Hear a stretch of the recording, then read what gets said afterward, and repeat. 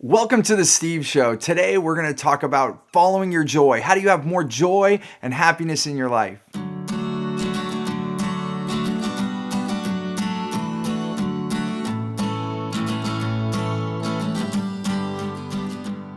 So how do we have more joy and happiness in our life?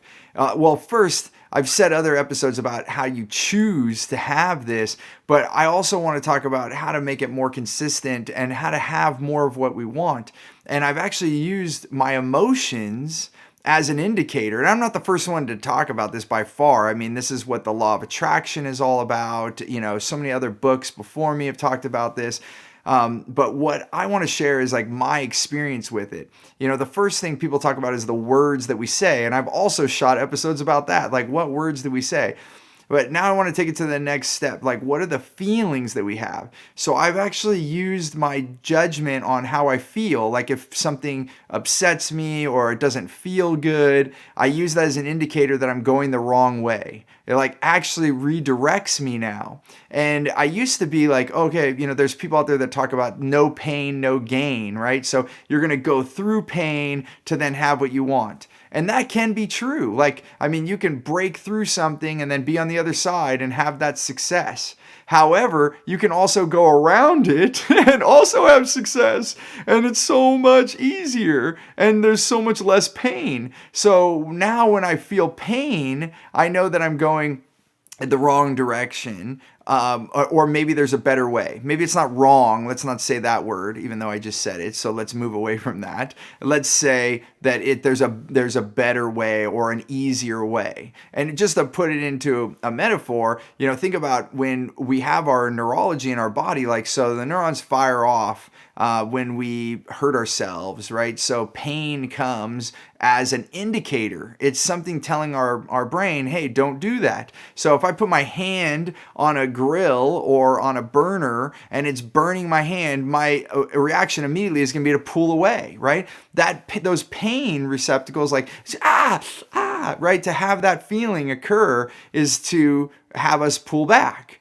And on a lesser extremity, like in a lesser way, we have the same thing when we don't feel good about something. When something doesn't feel good or doesn't feel right, then we should take into account those actions and then reassess and look for that. And so the more that I follow my joy, so whatever makes me happy, I want to do more of that. So it's quite simple, right? It doesn't feel good, don't do it. If it feels good, do it and do it more. And then life starts to unfold. Like the things that I have in my life and the things that I'm doing in my life, I'm doing what feels right. So if I'm with someone, if another person's there and it's not feeling well, maybe there's a situation going on and I can be useful and I can help that individual. But then sometimes if it becomes a routine thing or it's constantly does not feel good being around this person, or you just get an overwhelming feeling about being around this person, then move away. Go find someone else to hang out with. And it doesn't have to be people. It could be situations. It could be events.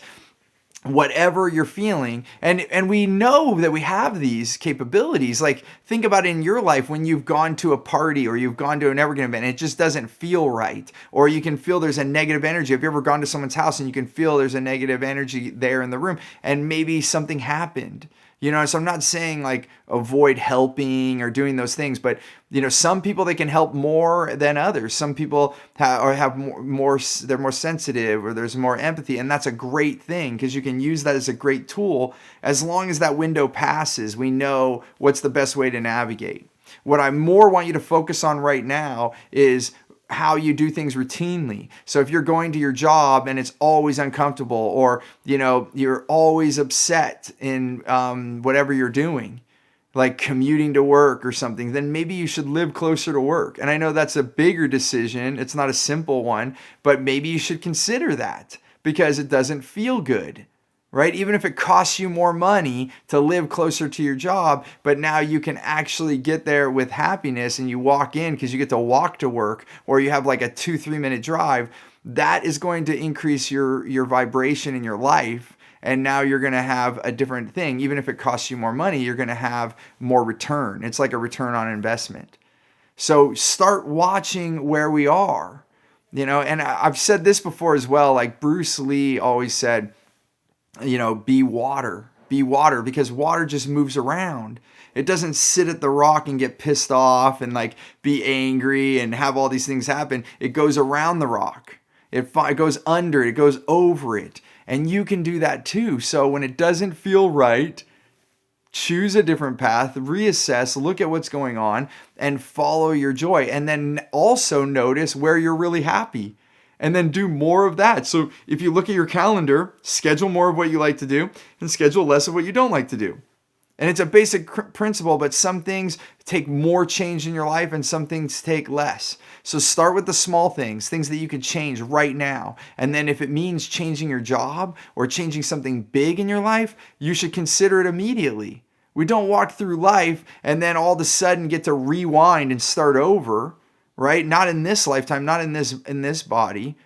Whatever your beliefs are, there might be something after this. I used to say, I'm going to continue on this path and then I'm going to learn until I die. But I think I'll learn even more after I die. Like there's so much about this journey in our life. But right now, in this moment, in this vessel, in this body, and what you're doing, this is the time. Now is the powerful moment. If you worry, if you regret the past and you're looking at that, you're setting yourself in the past. If you're focusing too much on the future and hoping and dreaming about it, it's good to do those things and it's good to learn from the past.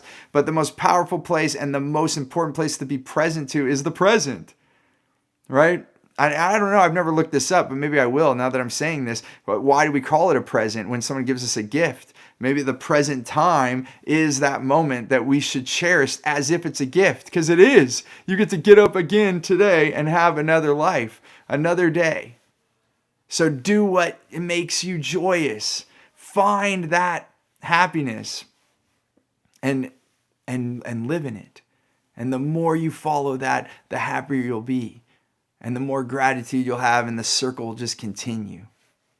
So I hope this has been helpful just to think about these things today. And I'd love to hear your thoughts on it. Where are you following your joy and where are you not? What's stopping you from following your joy? Put that into the questions right here with the video in the forum or on Facebook or in social media. And I'd love to hear what's going on for you. And I'd love to continue the conversation past this video. Let's continue it and let me help you the best way that I can. And also just hear what's worked for you. Until the next video, choose gratitude and create freedom.